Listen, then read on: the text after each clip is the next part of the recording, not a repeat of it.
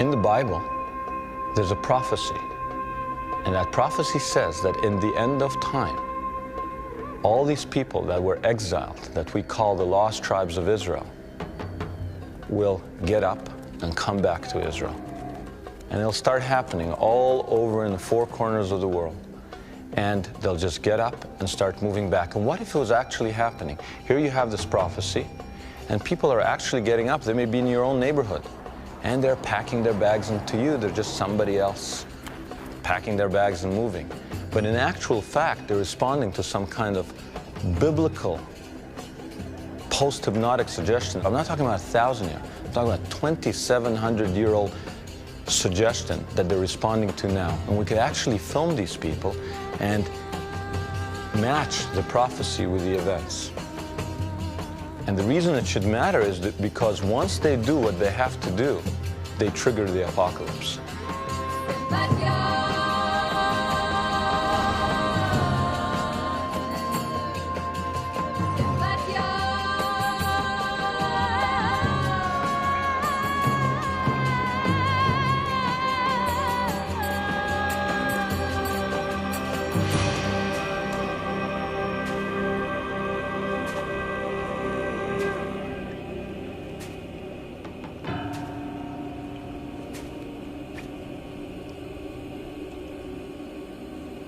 On these altars, children were sacrificed in pagan rituals.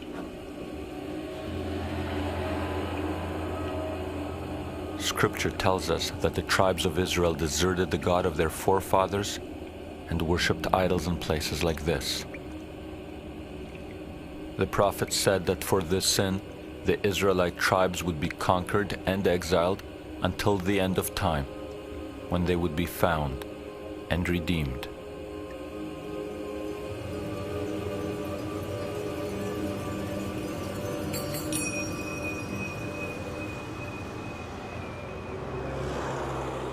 Megiddo, a fortress city in northern Israel. It is known to the world as Armageddon, a name synonymous with the apocalypse. But it won't happen before the Israelite tribes who once lived here return.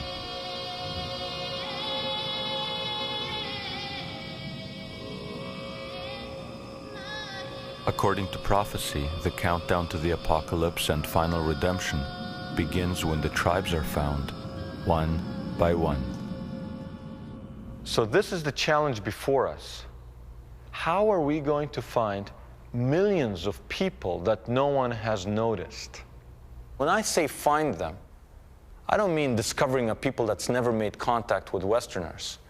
I mean taking very obscure pieces of a puzzle and going to very remote, sometimes dangerous places on the earth, and taking those pieces and putting them together and seeing, does this accord with the biblical prophecy?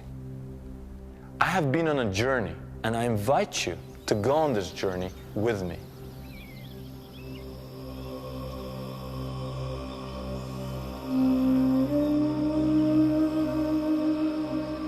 In the early 1980s, I went to Africa to document the plight of the Falashas, the black Jews of Ethiopia. These people were caught in the midst of persecutions, war, and famine. In 1991, the Falashas made international headlines when they were airlifted by the Israeli Secret Service to Jerusalem. What was little noticed is that the Israelis acted only after the chief rabbi ruled that the Falashas were descendants of the lost tribe of Dan.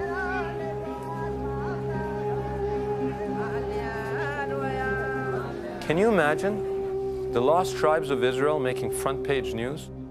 Can you imagine the government of Israel acting on the words of rabbis who say this is the lost tribe of Dan, and suddenly modern aircraft swooping in to Civil War Ethiopia as people from ages ago are airlifted into modern Israel? Seeing the Ethiopians in Jerusalem, I thought, was this just an anomaly? Or was the biblical prophecy beginning to unfold?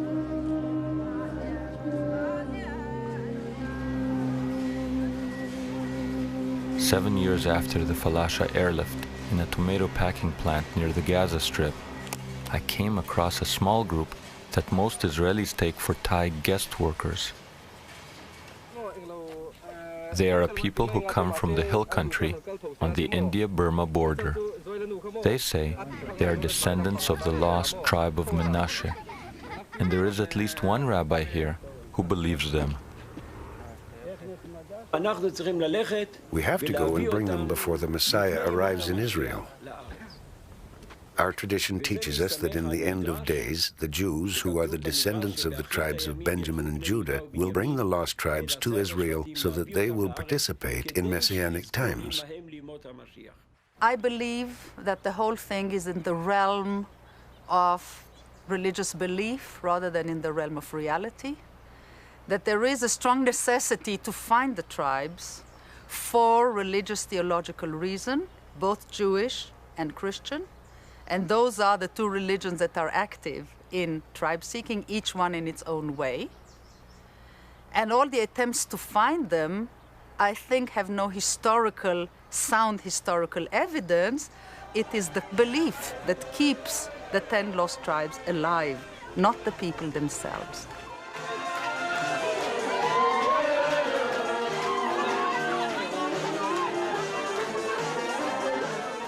Despite the skeptics, Rabbi Avichal has assisted hundreds of these people to emigrate to Israel and has supervised their formal return to Judaism.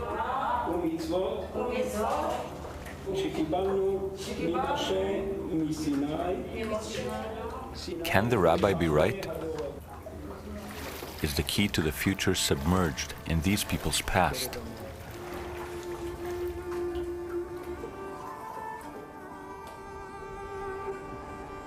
The story begins 2,900 years ago, when after Solomon's death, his biblical kingdom split into two. In the south, Judea, home to 3 tribes including Judah, which gave its name to modern-day Jews. In the north there was Israel, home to the people that would later be called the lost tribes of Israel.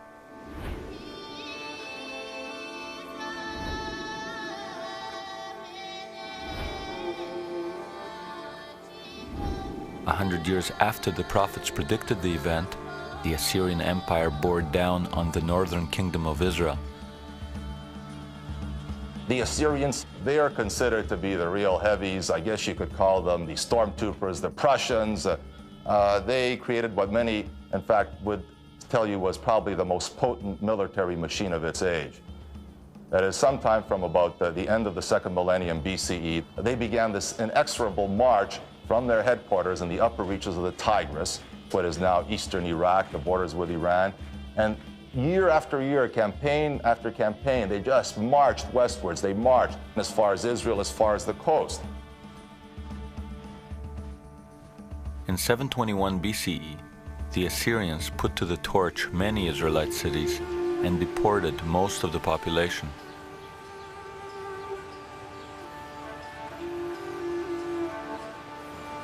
Most scholars believe that the tribes were lost because in exile they could not have held on to their identities. They must have assimilated. We are talking about 2,700 years ago. There are historical documentations, historical records, actually found in excavations from, say, the 5th century BC that record Israelite names in Assyria. So at that time, maybe they still existed there, or a trickle of them existed there. After that, there is nothing, no documentation. So if you look at it historically, all kinds of people were exiled and got lost. And I believe that the 10 tribes also got lost. But what if they are not lost and have preserved the memory of their ancient origins? What if they are waiting in their millions for their prophesied return?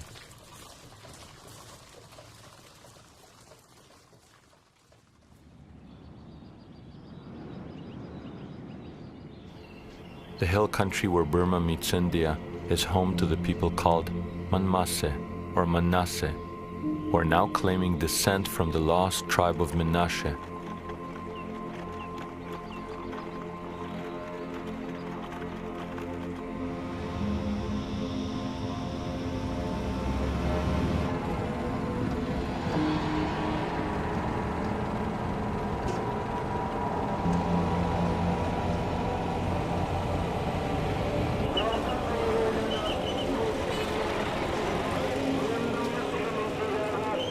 So we went there. And what we found there is a war zone. Over and over in pursuit of the tribes, we found ourselves in the middle of a war zone. And what's the war about? It's about territory and ethnicity. And these people that call themselves Manasseh are fighting a people called Naga, and the Naga are saying, their enemies are saying, you don't belong here. You know, and we know that you're not from here. Would you ever think that on the Indian-Burmese border, there's a tribal conflict, and being an Israelite is part of the issue?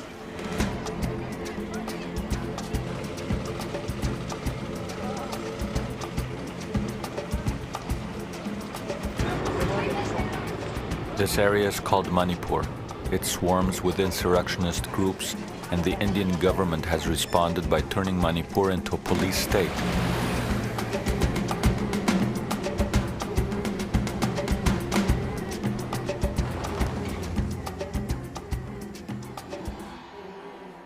The local mortuary receives daily deliveries of the victims of Naga violence.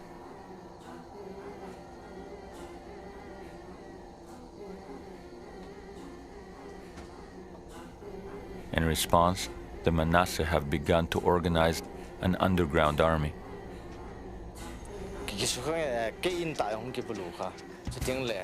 My village was attacked. My own house was burnt and my uncle was killed. They destroyed my village.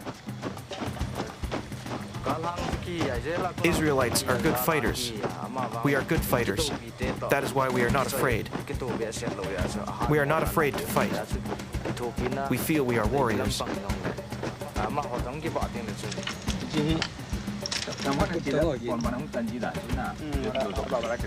We obtained this never-before-seen footage from Manasseh guerrillas who are dedicated to setting up an independent Israelite state in India.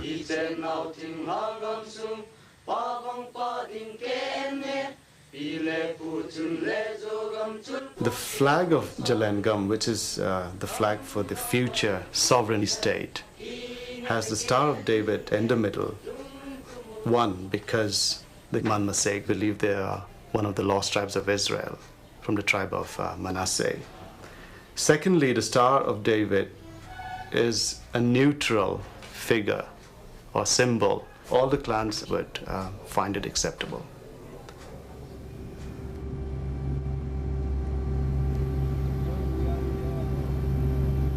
Into this cauldron comes Rabbi Avichai. He's drawn here by the fact that for reasons no one can explain, thousands of locals are now claiming to be Israelites.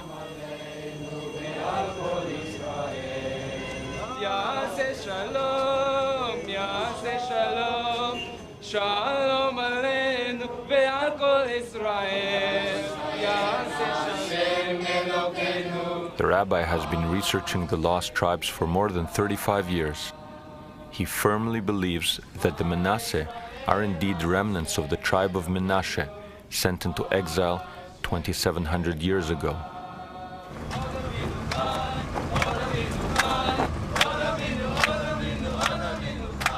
This particular tribe seems to have been a rather lowly tribe in the area, economically poor, socially on the lower scale of society, and to people like that, the idea that they may be related to some divine promise of a huge and glorious future may have a very big appeal.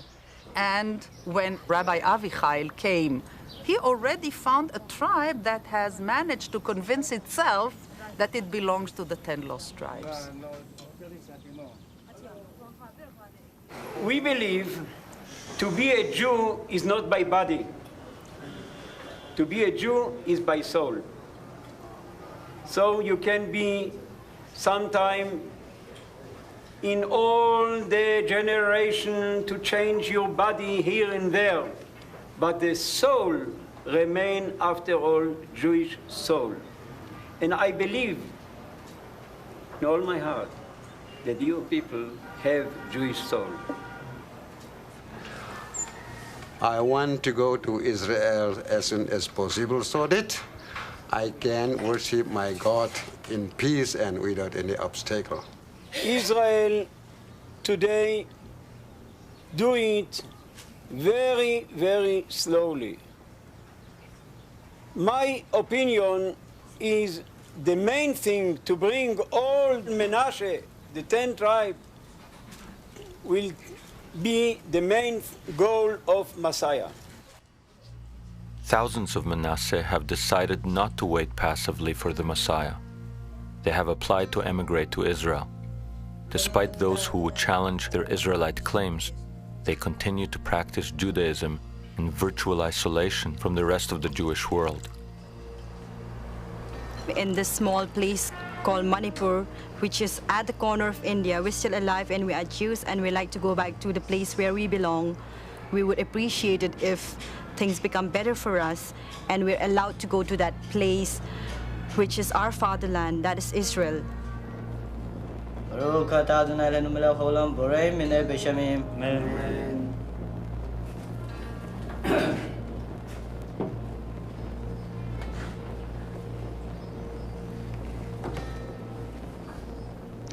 If this is really happening, it should be happening everywhere.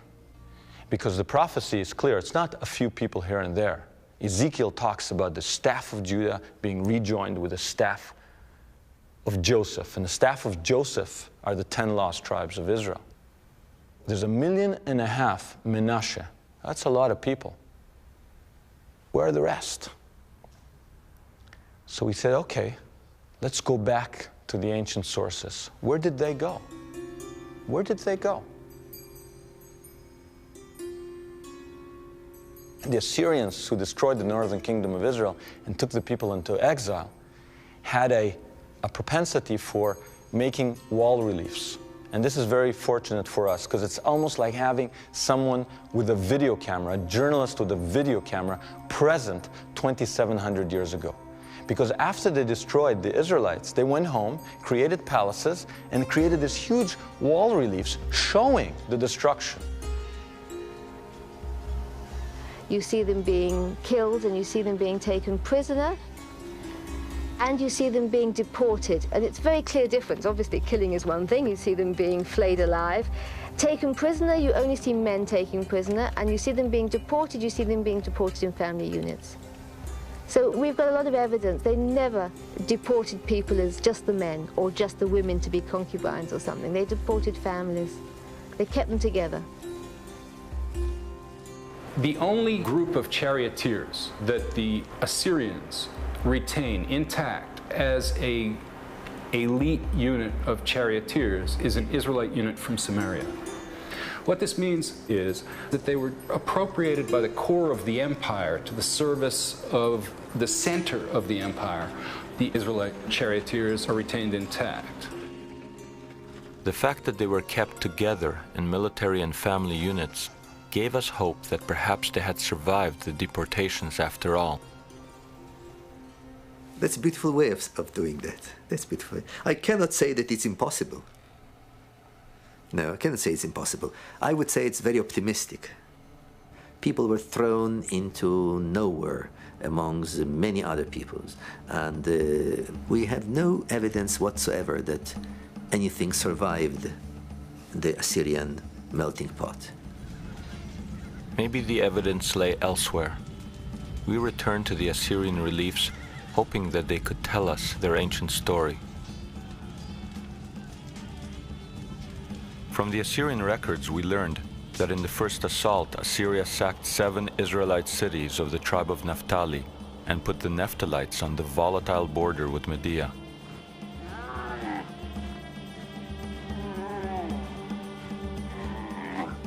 As the Assyrians lost ground to the Medes, the Israelites found themselves under Median rule in an empire that extended from modern Iran to Central Asia. Any Israelites living in Iran were later absorbed by mainstream Judaism. It was pointless to search here.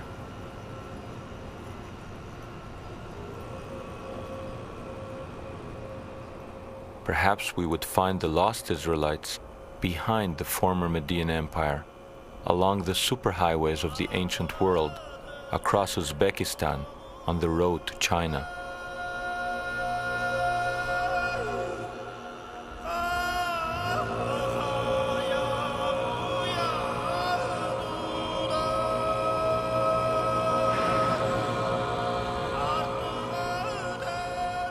We picked up the trail in Uzbekistan, home to the legendary cities of Bukhara and Samarkand. Here we found ourselves in a forgotten region that had once been the prize of Alexander the Great and the Mongol warlord Genghis Khan.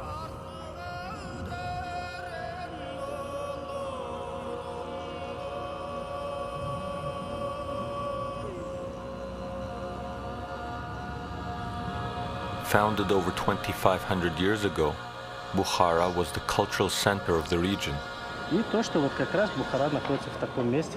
From this place, one could go and trade in all directions. The city of Bukhara is really at the crossroads. The legendary Silk Route, which started in the 2nd century, came right through Bukhara. In the 12th century, the famous Jewish traveler Benjamin of Tudela wrote that there was a Hebrew tribe here which considered itself to be one of the lost tribes that were exiled by the Assyrians.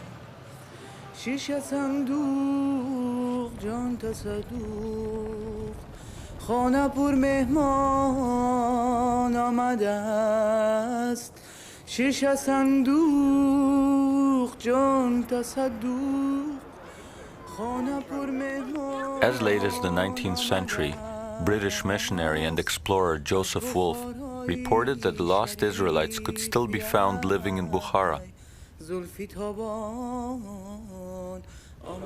Legend has it that the most ancient tombs here date back to biblical times, but we could find no markings linking them to Israelites.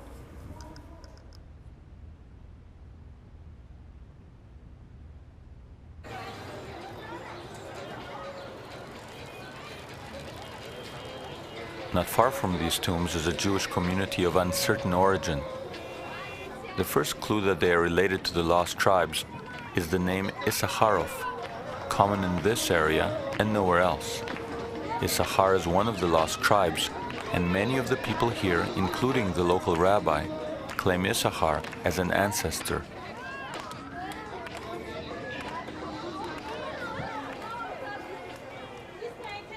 The Issachar lead did not take us any further, so we explored the Mahala, the Jewish quarter, to see if there was a connection to the tribe of Naphtali, also exiled to this area.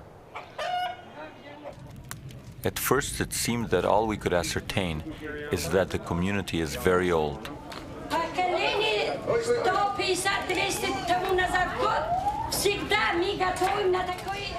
For many hundreds of years we've been preparing matzah in this oven. It is a very, very old custom. These customs are ancient, thousands of years old. When God gave us Jerusalem, we were preparing matzah by hand, just like this.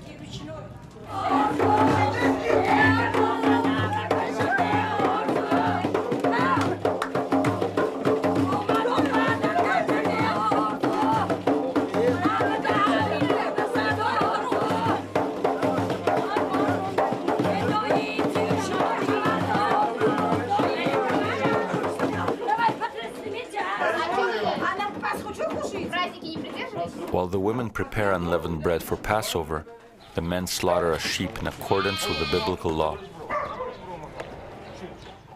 The tradition of the Paschal lamb is as old as the Bible itself. A sheep is slaughtered with an extra sharp knife in one quick cut.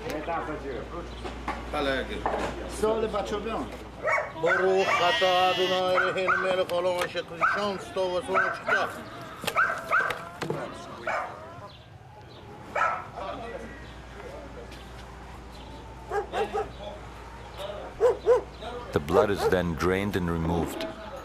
At the time of the Exodus, a bush would be dipped in the blood and smeared on doorposts, identifying those homes as Israelite. I'm rendering this animal kosher, as we have always done. How are you doing that? I'm discarding the sciatic nerve here, in accordance with Jewish law.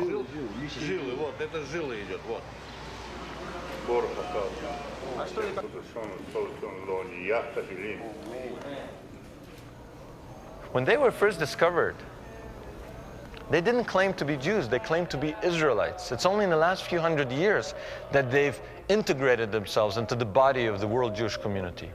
And the Bukharan Jews are important because they tip you off that the history of the lost tribes is a hidden history. That there are political reasons why their history would have been hidden. So for example, in Bukhara, in Uzbekistan, this country that was part of the former Soviet Union, anything Israelite was hidden and locked up, because it was not in the interests of the local authorities to say that Israelites were here before the supposedly indigenous people. And in Bukhara, we actually had a guide who ran the Bukharan Museum who was torn between pursuing the truth and looking out for himself in a political climate where it's still policy to hide anything Israelite. So for example, he gave us access to the basement of the Bukharan Museum. On top in the museum you have all the official history, and in the basement, locked up, you have anything Israelite.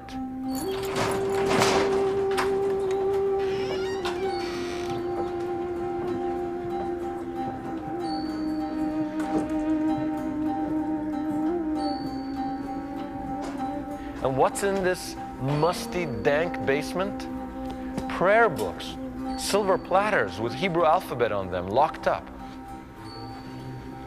Torah scrolls, Bible scrolls are locked up as if they're some kind of state secret. Anything with a Hebrew letter, anything signifying some kind of historical Israelite presence, locked up.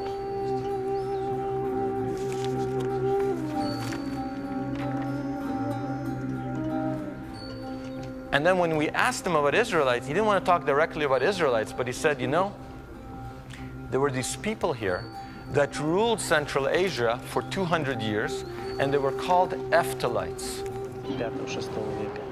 From our recent digs, we've learned that in the 6th century, Bukhara was the capital of a mighty kingdom of Semites, which also ruled parts of India, Pakistan, and Afghanistan. Now, in the 19th century, the Russian writer Shubinsky believed that it was in this region that the Israelites were settled. But the people who ruled the area were called Hephthalites. And right up to the present day, we are still debating the origins of the Hephthali dynasty of Bukhara. Who are these Hephthalites? Have you ever heard of Hephthalites? Any Hephthalites here? I don't want to offend anybody. Looking in the Britannica, and I found Hephthalites. And what does the first line say? It says, this much-named and enigmatic tribe ruled Central Asia in the 5th and 6th centuries. Are we following here? Much-named, many names, and enigmatic, mysterious tribe. Now, why is a tribe that ruled Central Asia for 200 years mysterious? You'd think you'd get to know them after the first 100 years of rule. The second sentence was revelatory as well, because it says they were known to medieval writers as Ephthalites and Naphtalites. It seemed to us that the Naphtalites must have been the lost tribe of Naphtali, but we wanted some hard archaeological evidence.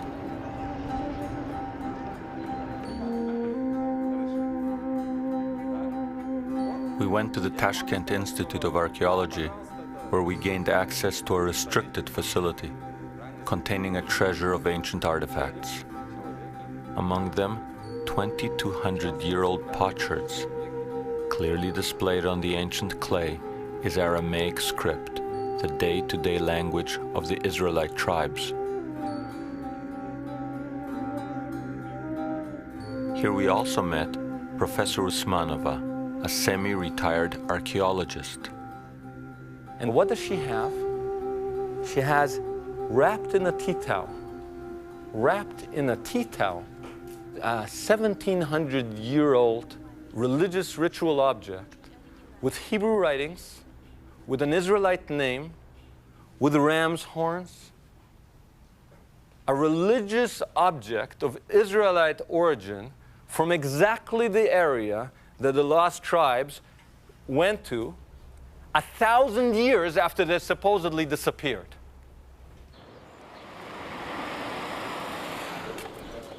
Unbeknownst to most Israelis, the majority of Bukharan Jews have now emigrated to Israel.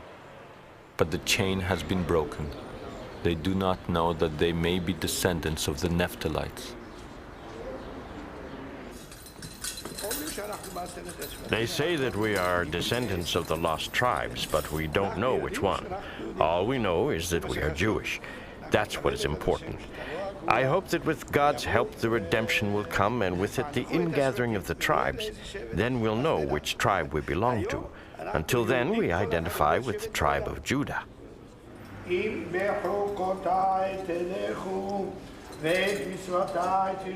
If by my laws you walk and my commandments you guard and do them, I will give your rain in due season. And you shall eat your bread to the full, and you will dwell in your lands safely, and I will be your God, and you shall be my people. I am God, your God, who brought you out from the land of Egypt, that you shall not be slaves to them. And I have broken the bonds of your yoke, that you may go upright.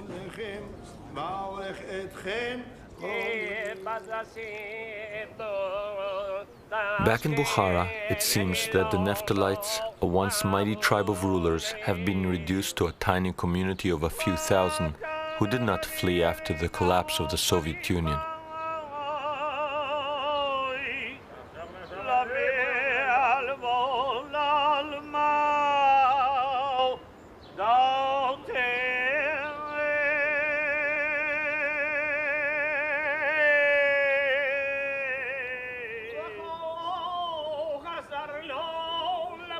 Once, you could find these people in dozens of towns dotting the area.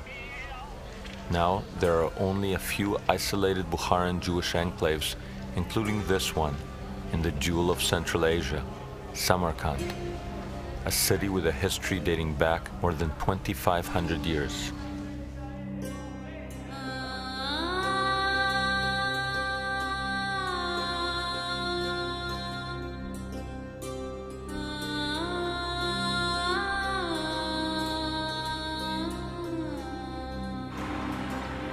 The word Kand in the local dialect means city.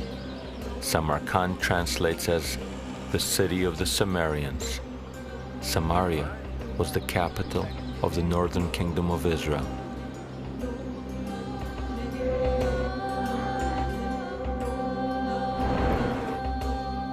We continued along the Silk Route towards China.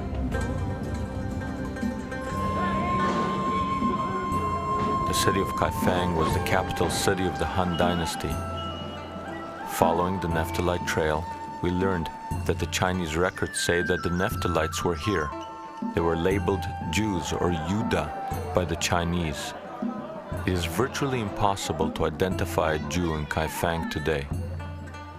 But there was one government official who was willing to talk. There was a Jewish community, but now there is no more Jewish community. There is no Jewish community anymore. Only a few families. This is the synagogue, former site of a synagogue. Okay. And can you write also here the two family names? Only for your reference. I understand. And most likely, and you will be refused. No,不在这儿，在那我帮你问一下。We did not find lost tribes in China waiting in their millions. But could the last Jews of Kaifeng help us in our quest?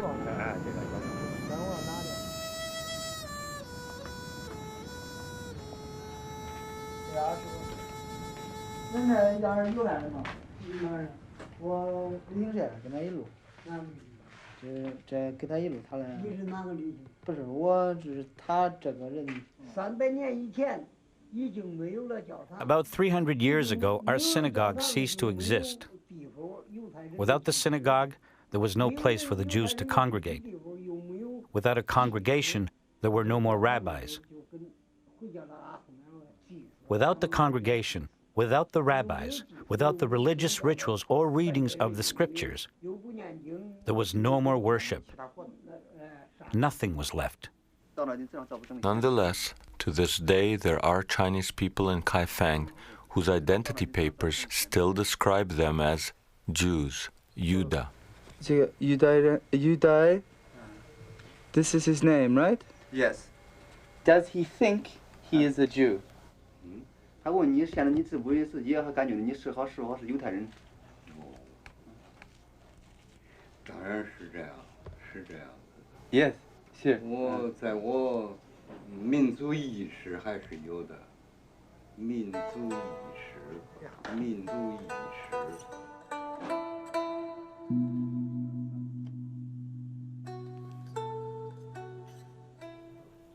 Amidst the mementos of the last Jews of Kaifeng, we thought, is it possible that the Manasseh of India and Burma are the remnants of an unknown exodus across Central Asia and China? Perhaps it was time to further investigate the Manasseh claim.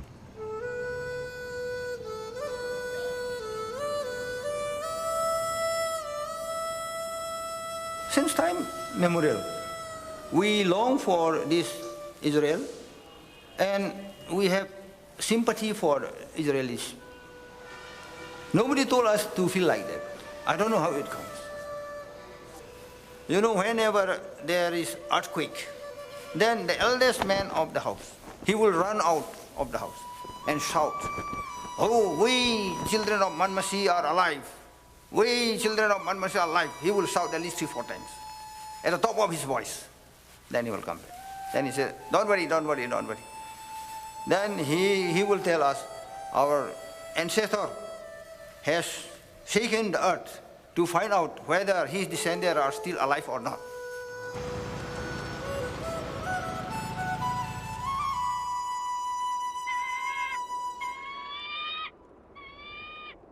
There's something very poetic about the possibility that the Manasseh of Northeast India are the descendants of an unknown, long-forgotten Israelite trek across China into Burma, finally ending up in India. And when we were with the elders of the Manasseh, they pulled out a map that illustrated exactly the journey we had suspected, showing them starting in Israel, going across Central Asia to China, down into Burma and into India. And in fact, they went further and started singing a song in an archaic form of their language. A song not of the unknown Exodus, but this time a song of the known Exodus. The Exodus with which we're all familiar. The Exodus of the Red Sea parting. The Exodus of eating quail that falls from heaven, water coming from the rock, and the enemies of the Israelites drowning in the Red Sea.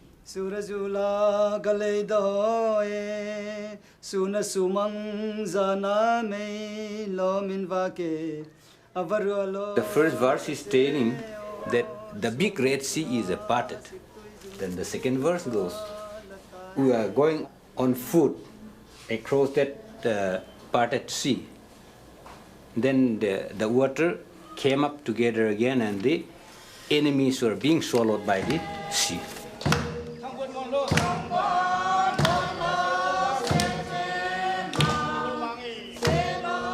They were being guided by a flame at night and a cloud during the day. And then this one pointed that you please pick up those birds being scattered there and then draw the water which is flowing out of the rock.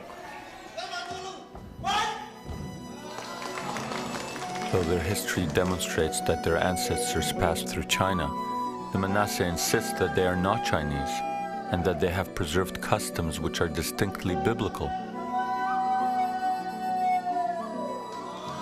If we were born China, then how come we are not following the religion of the Chinese people.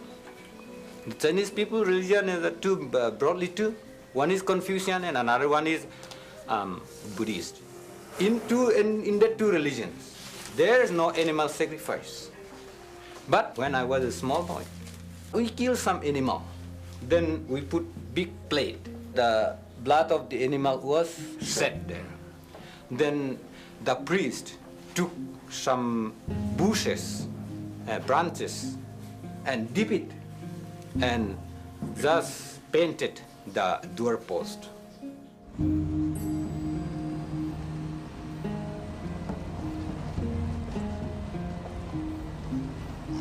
In 1894, Protestant missionaries came to these hills.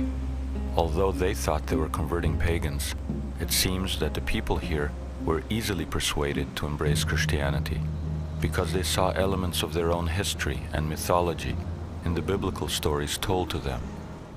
The Manasseh always believed that they were from a far-off land, kept many biblical practices, and worshipped a single God.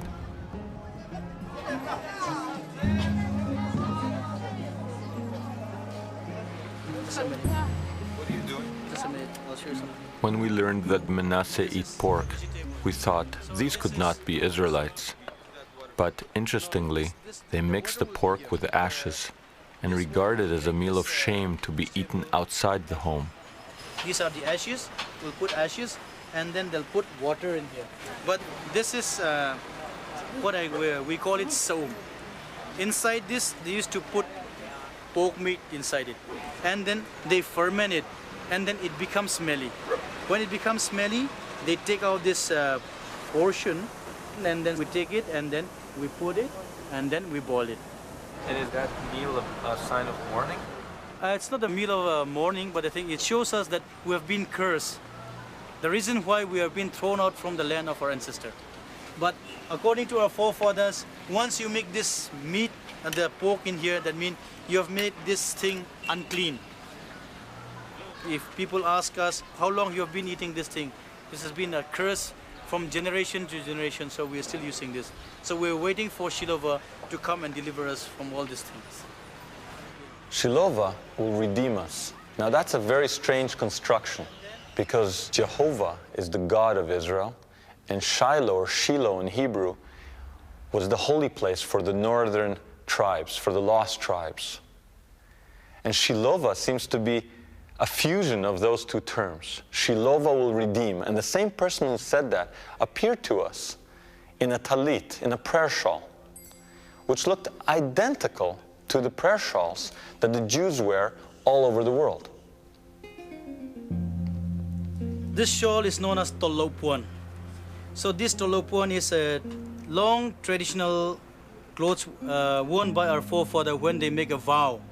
Suppose if they make a vow of killing one mithun or a tiger, without killing a tiger, they will not come home once they make the vow with wearing this shawl. In Mizo, tolo means never return back, no turning back. These are made with fringes. The Bible commanded the Israelites to tie a blue thread to the corners of their garments. So there's always a blue thread at the corner? Yes, there's always a blue thread.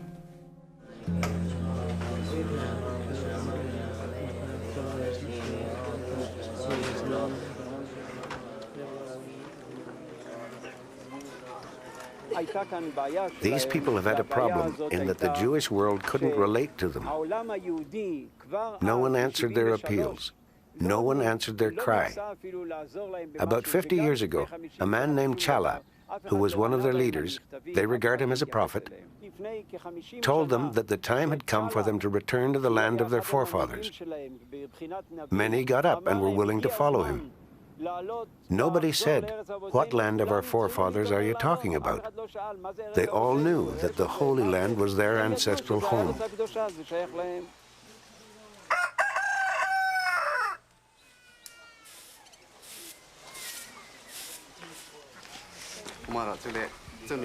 People called my father a prophet, and in a sense he was. It was revealed to him that we were Israelites. But he wasn't a prophet in the sense that Jeremiah, Ezekiel, or Hosea were prophets. No, he wasn't a prophet in that way.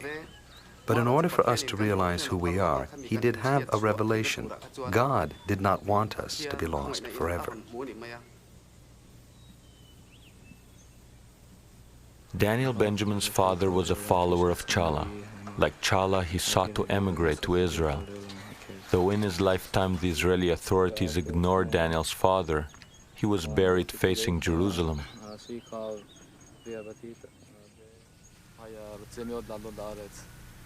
My father wanted very much to immigrate to Israel. He was, in fact, one of the first to return to Judaism, to start practicing Judaism in this part of India. He was a leader of our community. He also taught me a lot about Israel, about Zionism, and about Judaism.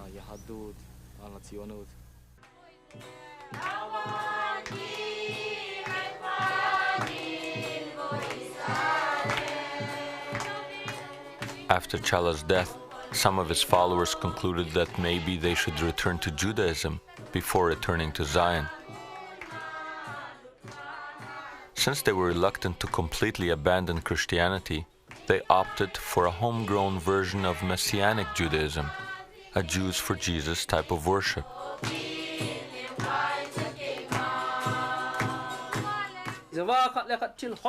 But for some of the Manasseh, the call of their ancestors eventually proved too strong to ignore.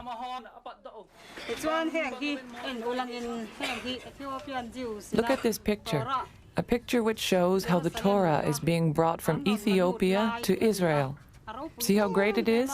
The Ethiopian Jews were like us. They had great reverence for the covenant and studied the Torah with great dedication. They loved Torah. Here they enter Jerusalem, bringing their Torah with them. With great joy, we too will soon enter Jerusalem.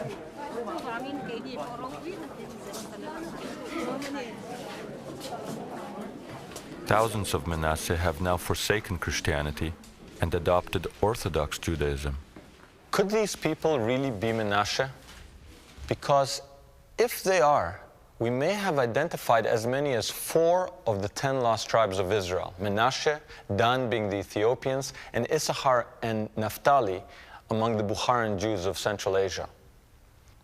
And if we were right to think of the Bukharans as the descendants of Naphtali, then maybe we should be looking for Zebulon, because Zebulon was the brother tribe of Naphtali in ancient Israel. And history records that at the same time as the Naphtalites were ruling Central Asia in the 5th and 6th centuries, another tribe was ruling parts of Afghanistan, Pakistan, and India. This tribe was called Zavula. So maybe we could find in the Indian subcontinent, not on the border of Burma, descendants of the Zavula, just as we had found descendants of the Naphtalites in Central Asia.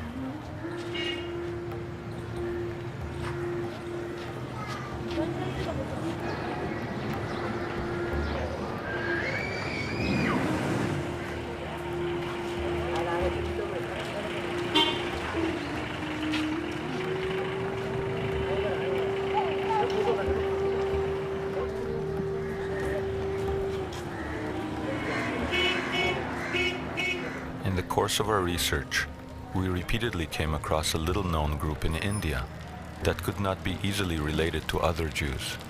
So we made our way to Bombay in search of Zebulon.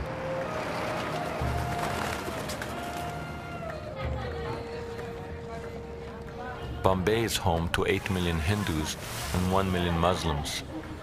Here we found a community numbering about 5,000 that by all accounts should have assimilated into the dominant culture long ago. And though they do not call themselves by any particular tribal name, significantly, like the lost tribes and unlike other Jews, they call themselves the children of Israel, not Judah. I am not Yehudi, I am Bnei Israel. Yehudis, those Jews who migrated to India from Baghdad. My family is Bnei Israel.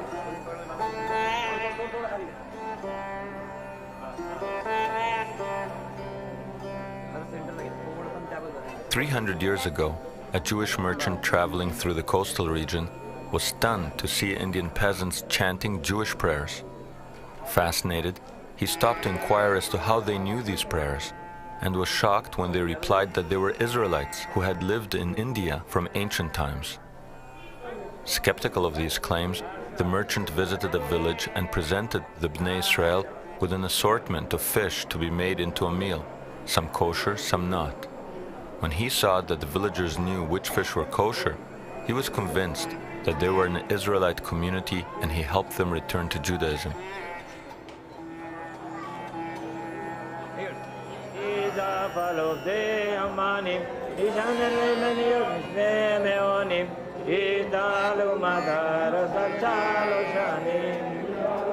Unique to the Bnei Israel community is the Melida ceremony, which is a kind of offering of rice, scented flowers, and fruit.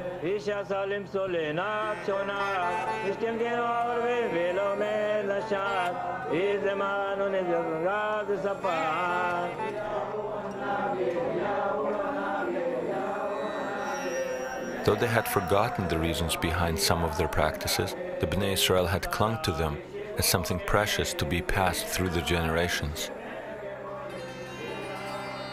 They were observing certain rules and regulations of Judaism. And when they got an opportunity of being told as to what the meaning was of that particular thing, they were only too happy. Why should they lose? And nobody forced us. If they had said, no, you must become Hindus or you must become Mohammedans, but nobody ever forced us because we were such a minority in the whole population of India. Nobody worried about us. But what if they were not always a tiny minority? What if the mysterious rulers of northern India in the 5th and 6th centuries were indeed the lost tribe of Zebulun? The Bnei Israel community's own historian, his name was Chaim Kar, wrote a book about the Bnei Israel at the turn of the 20th century. He believed that they are descendants of the lost tribes. He thought the tribes were scattered to the ends of the earth, and some made their way to India. He talks about various practices they have, and compares them to the rituals of the Jerusalem temple. For example, the Melida ceremony. He argues that in an earlier period, they even had sacrifices like those in the temple. But these are all speculations. There is no documentation or proof. After nearly 3 millennia, there may not be proof, but there is a tantalizing hint. The holiest site for the Bnei Israel of India is a rock outcrop 100 kilometers south of Bombay.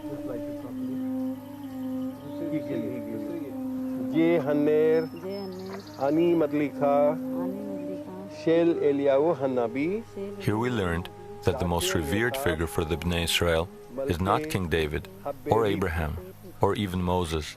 It is the prophet Elijah. The Jews in India believe that the prophet Elijah went to heavens from this place. The mark of his chariot can be seen on the stone rock that we are standing on. The hooves can be seen laid down there, and they said that his chariot slipped here, and on the top of the mountains over there you can see another sign of the hooves of his horses.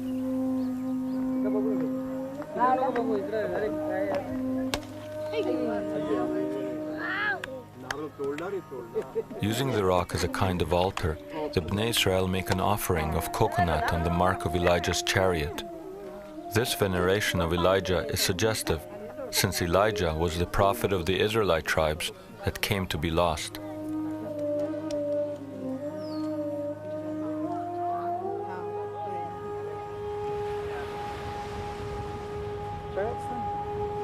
But how would they have gotten here? The community has its own myth of origin. 2,000 years ago, a ship of Israelis got caught in a storm, and the ship was wrecked on the coast of Bombay. And only 7 couples survived that particular shipwreck. And the 7 couples landed at a place known as Navgaon. And we are supposed to be the offshoot of those 7 couples. It makes more sense that those Israelites came not directly from Israel, but from the north. That is, the area of the Silk Route. Israelites of the tribes exiled by the Assyrians became involved in the silk trade, trading along one of the branches of the ancient route that became known as the Silk Route. I believe that these Israelites got as far as Afghanistan, Pakistan, and Kashmir. From there, they got to where the Persian Gulf meets the Indian Ocean, and then, in the course of their trade, they may have sailed along the Indian coast.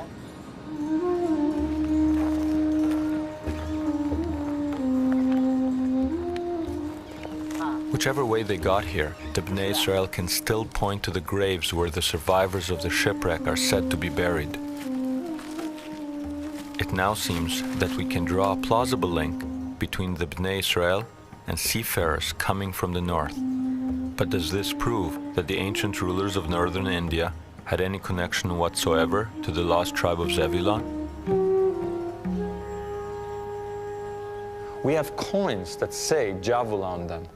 We have recorded history of their capital city called Baruch, which in Hebrew means blessed. We know that the title of their king was Mir HaGola, which in Hebrew means light of the exile.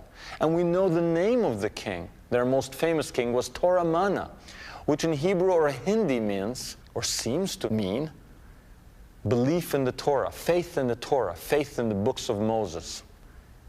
So unless these were all coincidental, we could speculate that the Zavula of India and Pakistan were really the lost tribe of Zebulun.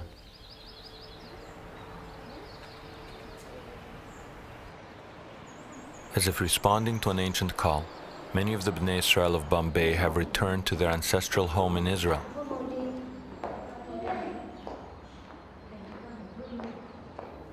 They gravitate towards Elijah's cave and continue to demonstrate their reverence for the biblical prophet.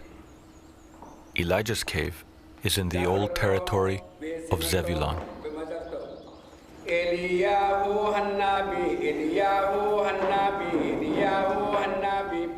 Standing in this cave, I must confess that I felt that I was in the twilight zone, because I was among people who were acting out a script that was written almost 3,000 years ago. And they seemed to be fixated on the prophet that warned the tribes of their exiles and promised them redemption in the end of days. But there was a problem here. The prophecy speaks of millions, and this was a small group. The biggest tribe we had found was Menashe, 1.5 million. Perhaps the clue was there, because the brother tribe of Menashe was Ephraim. So perhaps we had to look for Ephraim, and for that we had to go back to our treasure map, we had to go back to the Bible.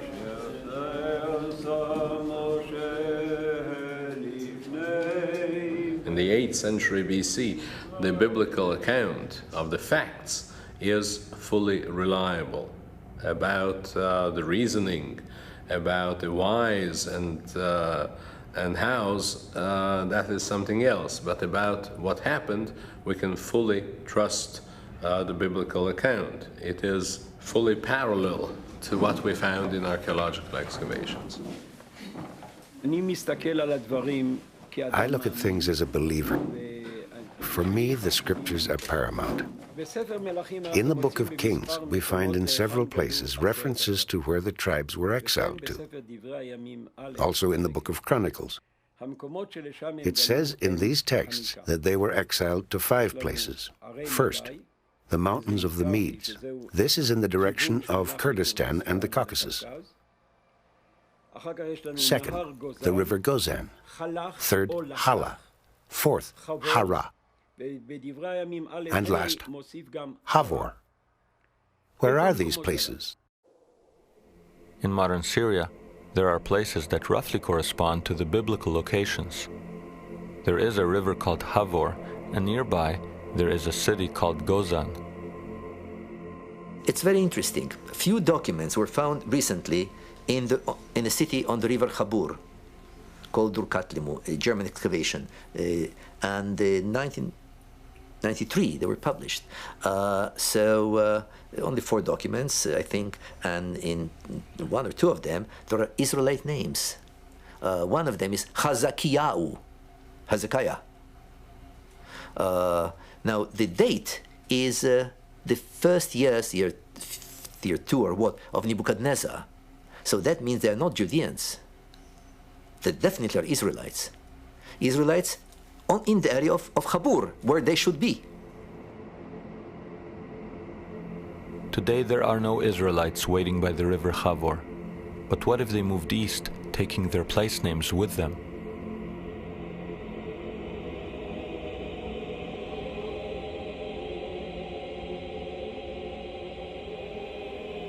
One of the passes between Afghanistan and Pakistan is known to the world as the Khyber Pass.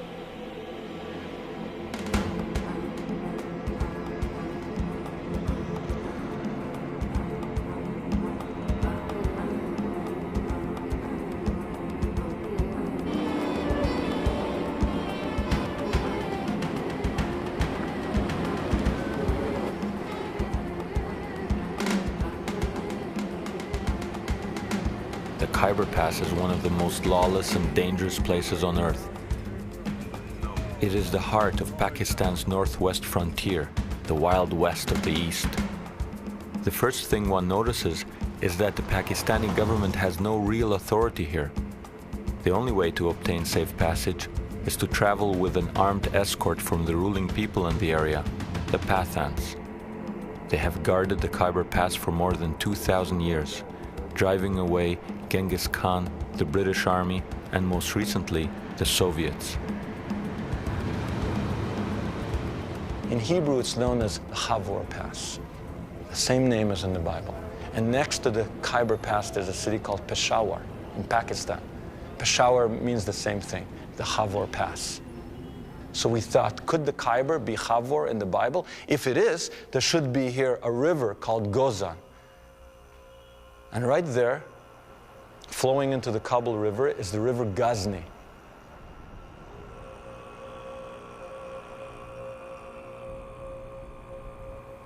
If this is Chavor, we thought, there should be somewhere around here the city Hara. And 300 kilometers away, in Afghanistan, there's a city Herat.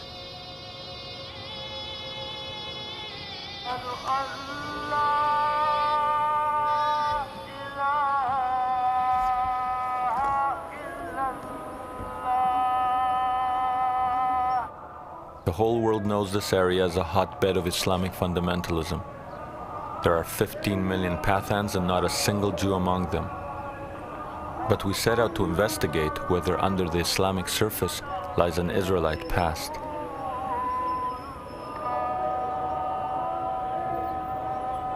The first clue was the fact that the Pathans claimed to descend from Afghan, son of King Saul of Israel.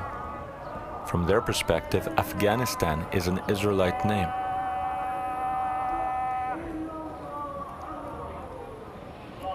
At worship, they seem like any other Muslims. When studying the Quran, however, they rock their bodies in the manner of Jews.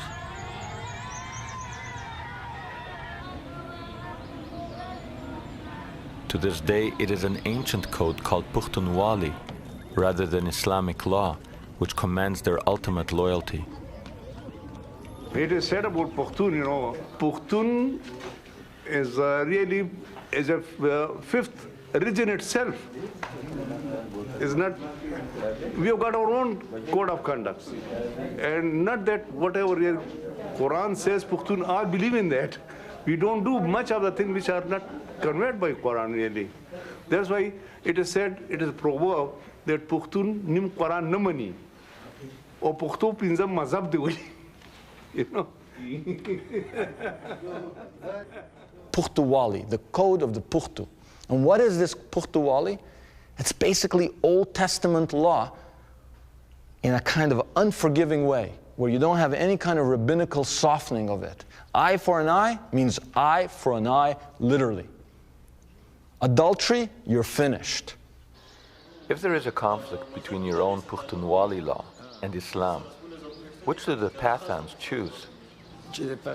Our customs are those of the Pukhtun, or Pathan. There are 11 Pathan tribes in the Khyber. We all have the same customs. The main law here is the Islamic Sharia. But we Pathan follow our own specific Pukhtunwali customs. For example, according to Islam, there must be established evidence for the conviction of adultery. You cannot convict anyone without sufficient evidence of fact. But according to Pukhtunwali, if there is even the slightest suspicion of an illegitimate relationship between a man and a woman, both are convicted and killed. The matter is closed, and there is nothing left to discuss. As in the Bible, the Pathans still engage in animal sacrifices for religious purposes.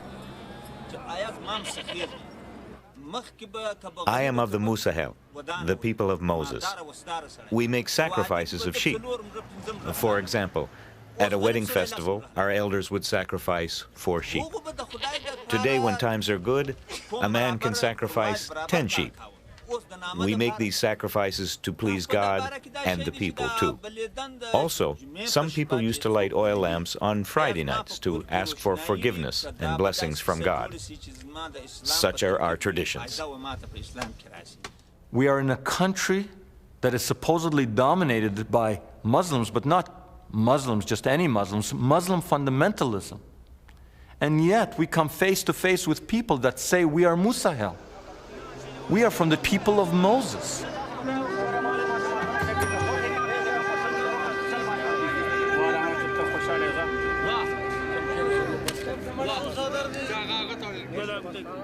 And as we travel among these people who look like they stepped off the pages of the Bible, Semitic faces, long beards, biblical garb, prayer shawls, and as the evidence mounted, we could not help but feel that maybe here among the Pathans of Afghanistan and Pakistan, we would find the answers to our quest.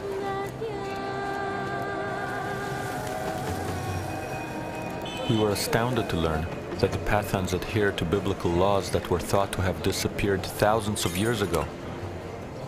As in the Bible, those accused of manslaughter can escape to designated cities of refuge.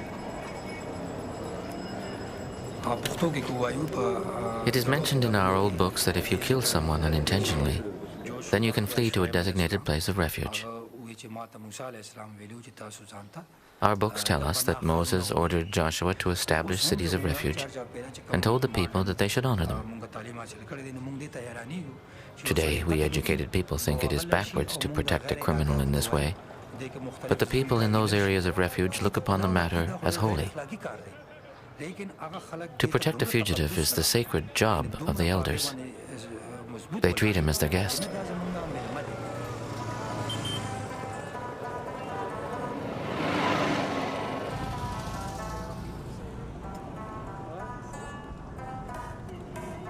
It seems the Pathans are trapped in time, tenaciously adhering to their ancient ways. They've literally created a wall between themselves and the outside world. They live in these extended family compounds, their women hidden inside.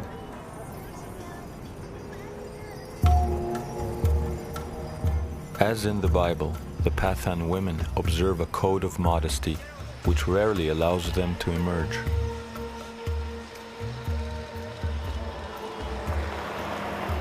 I asked the Pathan, how could you have love songs when you keep your women hidden?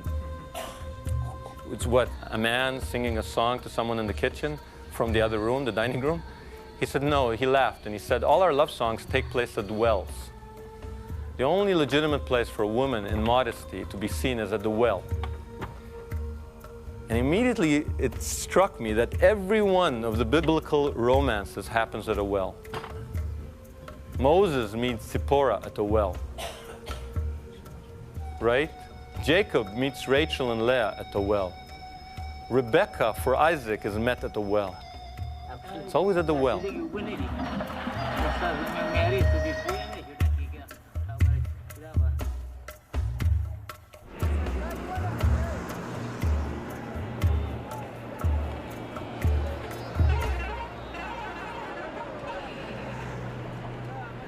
To enter the Pathan marketplaces is to step back in time. Defying all probabilities, the Pathans still live in tribal groups with Israelite names. Rabbani is similar to the tribe of Reuven, Levani, the tribe of Levi, and Shinwari, the tribe of Shimon. One Pathan tribe known as Gadun is very small in numbers, not unlike the lost tribe of Gad. Interestingly, the most numerous tribe among the Pathans is Afridi, and the most numerous tribe in ancient Israel was Ephraim.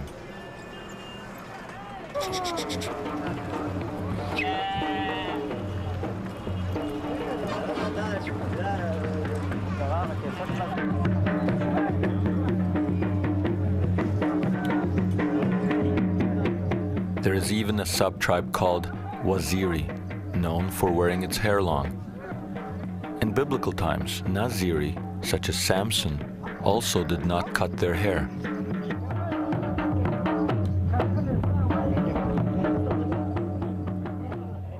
So you have Reuven, Gad, Ephraim, Shimon. 4 more tribes. So we'd actually located 9 of the tribes. Or let me put it differently. We think we located 9 of the tribes. If we haven't located 9 of the tribes, then it's a very strange coincidence going on that you have all these people with biblical names, with biblical practices, with an Israelite memory, exactly where they should be according to the biblical map. If someone can come up with another explanation, I'm open to it, but I couldn't understand it. There are people living among the Pathans who claim descent from the Assyrians and still preserve an oral tradition of the conquest of Israel.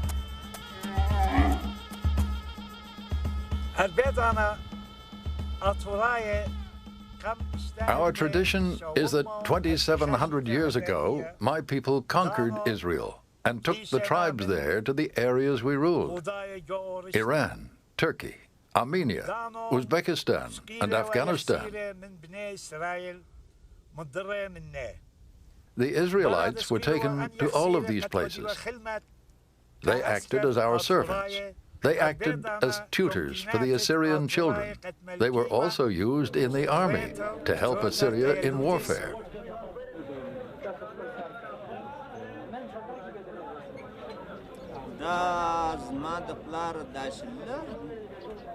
When I was young and had no beard, my grandfather's uncle died at the age of 115.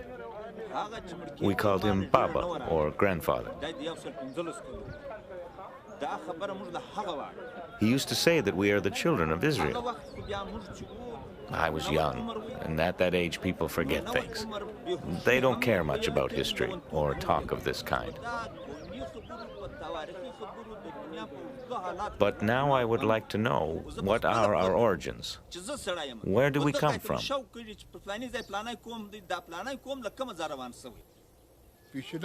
Our grandfathers always told us that we are from the Bani Israel, the children of Israel.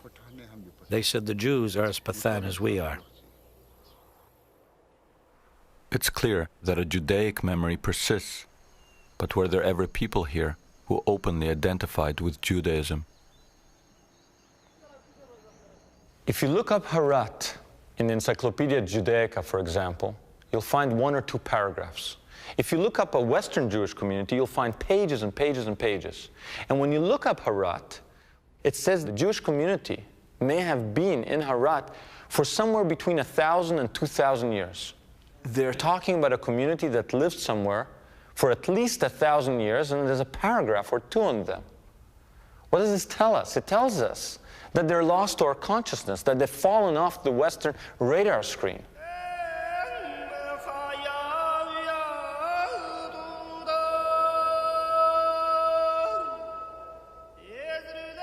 In Harat, we find this cemetery covered with Stars of David and Hebrew script. For at least 1,000 years, it served one of the oldest continuous Jewish communities in the world. The Jews of Harat are no more, The last of them left in the late 1980s following the Soviet invasion.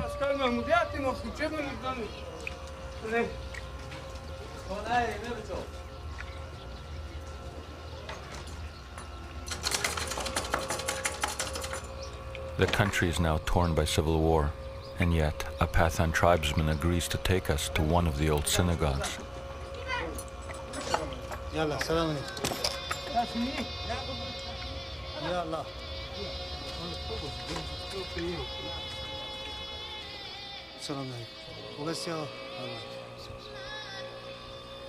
For hundreds of years, people entered this house of prayer through the grand doorways leading into its beautiful sanctuary. Today we enter through an artillery hole blasted by Soviet shells.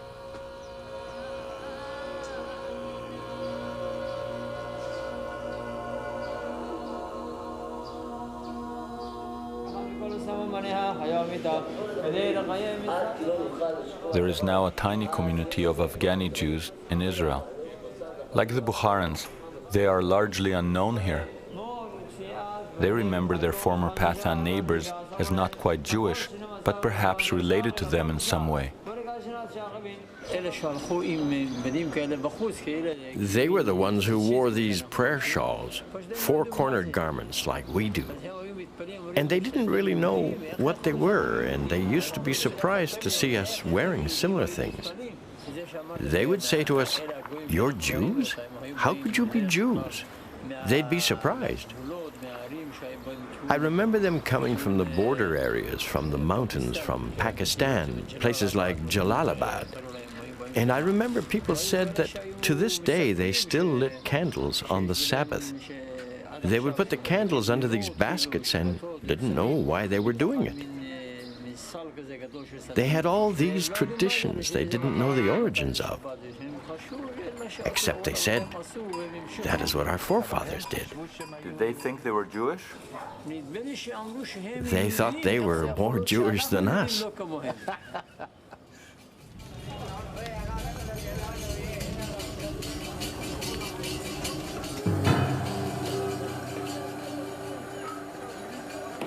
The prophets say that equal numbers of Israelites and Judeans will herald the Messiah. Interestingly, the number of Pathans and Jews in the world is virtually identical. The prophecy also foretells that it is Menashe and Ephraim that will take the lead in the return. In India, we had encountered the Menashe. If we were right, here among the Afridi, we had come face to face with Ephraim. However, before we could accept that the end of days was upon us, we needed more proof. On the road to Armageddon, it now seemed appropriate that our journey take us through a minefield.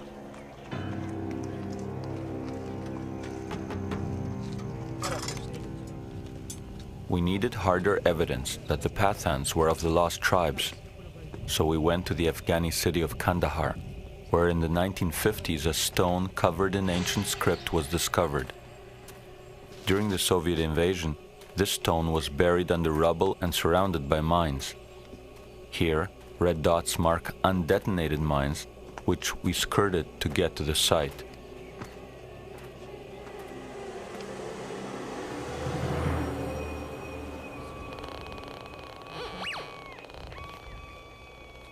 "2,300 years ago, the Buddhist emperor Ashoka put up propaganda pillars throughout his empire. Until the Kandahar discovery, it was thought that these stones were always written in Sanskrit.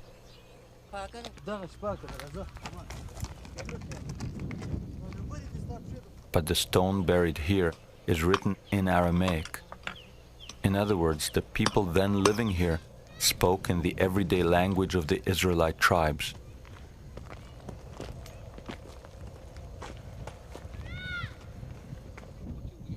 We came here with a local elder in the hope of photographing it, but in its present state, that proved impossible. It's under here. The stone is very big and there is ancient writing all over it. Same hard surface as this one, but no one can get to it now. This is definitely the place. There's no point in looking any further. We did look further. We were tipped off that across the border in Pakistan, there was another stone rarely mentioned by Western scholars. Look at that. There it is, right over there. What is it? What is it? Here, the stone was accessible. To our surprise, we discovered that it too was not written in Sanskrit, but in the Aramaic alphabet. I see all the letters, the Aleph, the Ain, and I'm standing in front of this 2,300-year-old postcard from the Lost Tribes. And when we pack up our gear and we go, and I'm like in shock, because I didn't expect to find it. I was thinking it's in Gandhar. I didn't know there was another one here. And there's two more in places we didn't go. And one has on it the Hebrew month of Elul. So then this guide comes up to me, and they told me, don't say you're Jewish, don't say anything, because people here are very Muslim, they may not take kindly to you. So he says, why were you able to read that? And I feel, I don't want to lie to this guy. And I said, because I'm a Jew. And this person, who's supposed to be my enemy, leans over with tears in his eyes, embraces me, and says, then you are my brother. So maybe it was happening. Maybe the end of time was unfolding. I was standing there and I got goosebumps. I said, wait a minute, is this it? Am I making a film, or am I turning into the reporter from Armageddon?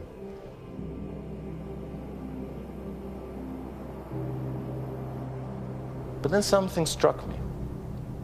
We never found people who claimed to be Cohens, priests.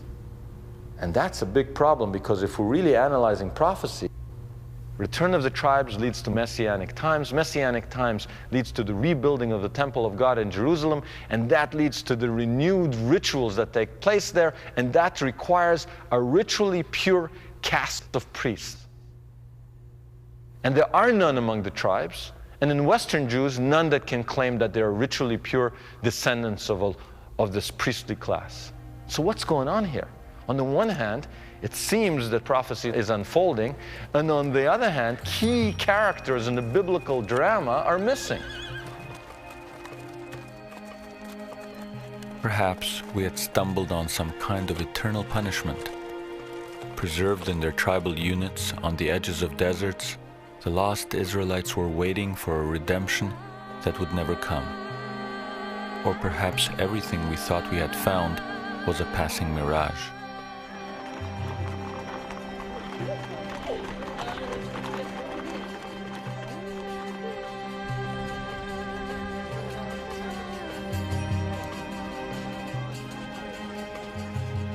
There was one lead we hadn't followed, one tribe whose descendants we had not encountered, the tribe of Asher. Since the Cohen priests were not living among the other tribes, perhaps if we located Asher, we would find the key to the Cohen enigma. Is it possible that there's a little enclave somewhere of pure Cohens kept there until the blast of the great horn? The tribes have come home. The heavenly trumpets will call them out and say, do your priestly duty.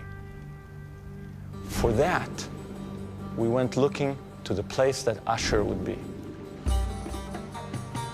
They were seafarers, and they were in alliance with the Canaanites. They sailed the seas together. And the biggest Phoenician or Canaanite colony was in Carthage, modern Tunisia. So we went to the one place we hadn't been to look for the one tribe that we had made no contact with, and just a few hundred kilometers down the road, off the coast of Tunisia, there's an island. And on that island, there's a community that have been there since biblical times.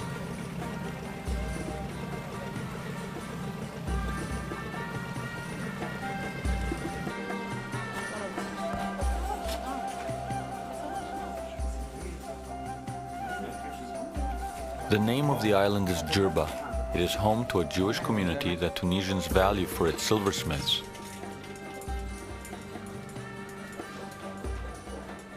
Most historians maintain the theory that the Jewish community in Jerba is the oldest community in Jewry in the whole world. Some of them, they say that the Jewish community was established even before the construction of the first temple. What we now learned is that the community is split into two distinct quarters. One for Spanish Jews who arrived here in the 16th century, and one made up not of Asherites, but of Cohens, and no one else.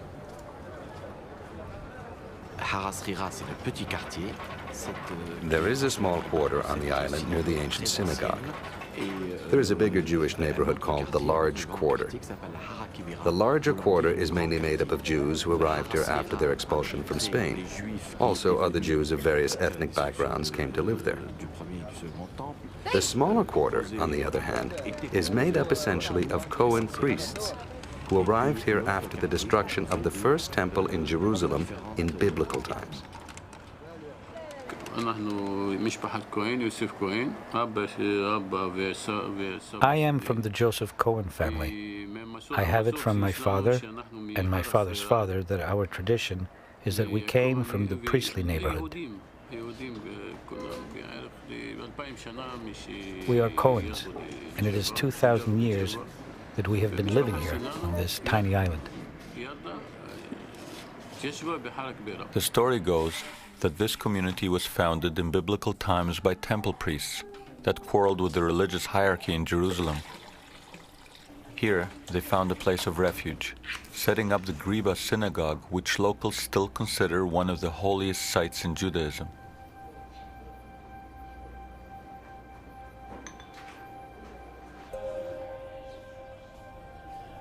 According to the Cohen's tradition, the Griba contains a treasure trove of gold and silver relics, destined for use by the Cohen priests in the future Jerusalem temple to be erected after the apocalypse.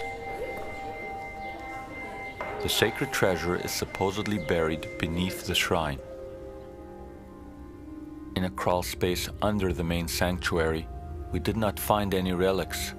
What we did find, however, is the foundation stone whose original inscriptions, if there were any, had been covered by the black soot of countless candles. Buried treasure or not, what is clear is that the Cohens of Jerba have maintained a communal priestly tradition found nowhere else in the world.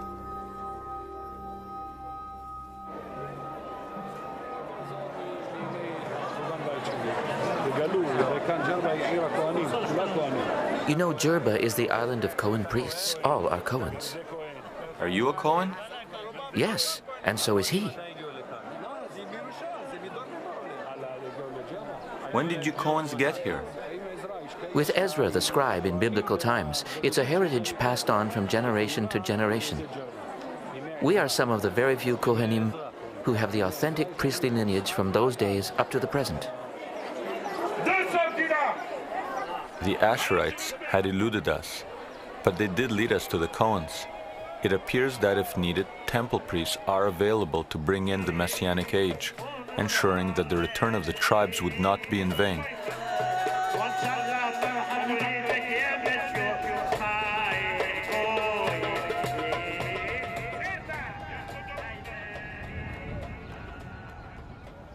There is a divine promise in the Bible that the tribes will return, that they will be united, that they will prosper and grow. And this is a promise that was uttered by many of the prophets, Isaiah, Jeremiah, Ezekiel, in very flowery language, in very nice metaphors like in Ezekiel. But now there is a flaw. There is a promise hanging there which has not been fulfilled.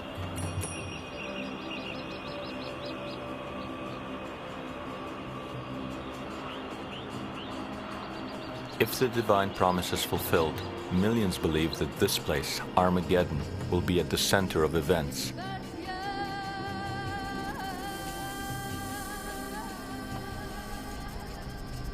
It is here that long ago Israelite tribes put up one of their fiercest battles against the Assyrians.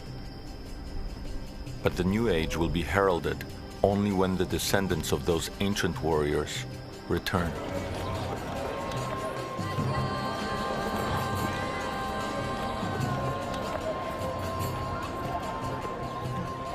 Daniel Benjamin is one of the few who have made it from the India-Burma border to Israel. If he is from the lost tribe of Menashe, he is one of the first Israelites to serve in a Jewish army in nearly 3,000 years.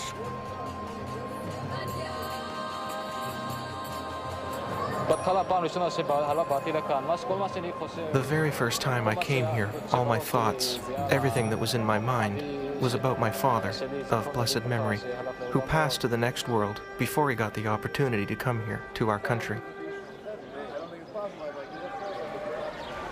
So the first time I arrived in this place, I cried in my heart. My dream is that every one of the B'nai Menashe, at least 1 million or 2, will come here with God's help.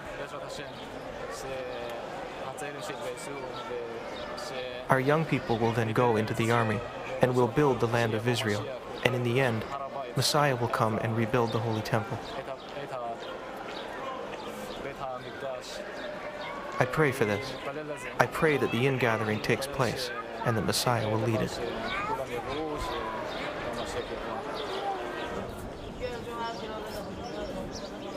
Seeing Daniel pray next to an Ethiopian Israeli, I couldn't help but wonder if the story had come full circle, if the tribes of Dan and Menashe had begun the long prophesied return of the lost Israelites. The lost tribes of Israel are no longer lost. The lost tribes of Israel have never been lost. What was lost is our consciousness. What was lost is our sensitivity to parts of the world that are not Western. We were lost to them. They've never been lost to themselves.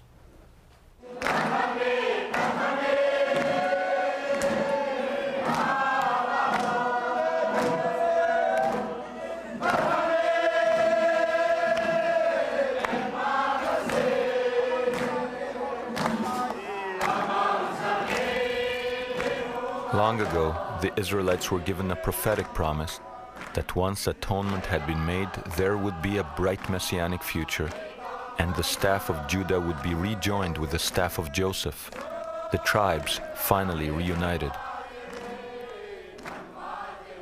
These people now believe that their nearly 3,000-year exile is over, and that their redemption is at hand. Celebrating with their rabbi, they proclaim not the beginning of the end, but the beginning of a new beginning.